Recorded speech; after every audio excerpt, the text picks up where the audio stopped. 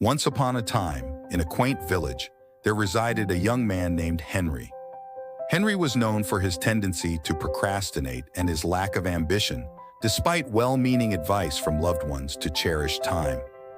One sunny day, an esteemed elder named Mr. Cleon arrived in the village. Word of his wisdom spread quickly, reaching Henry's ears.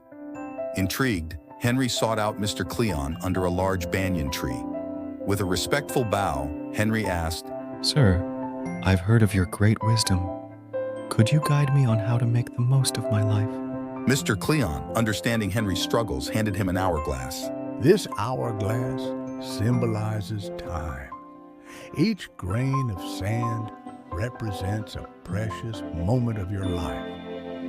Imagine each falling grain as a lost opportunity.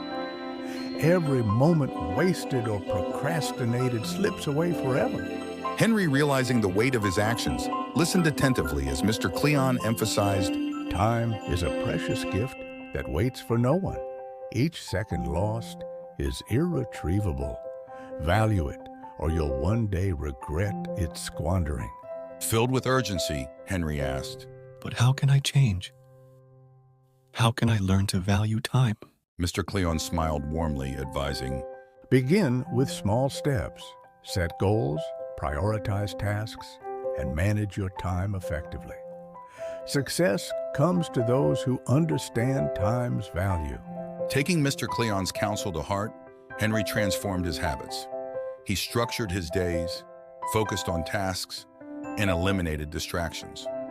Over time, Henry's dedication bore fruit.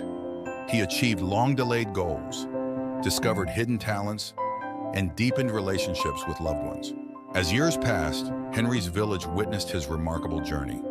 He became a symbol of wise time management and a life well lived. His story inspired many to rethink their relationship with time, understanding it not as mere moments, but as a precious gift to be cherished.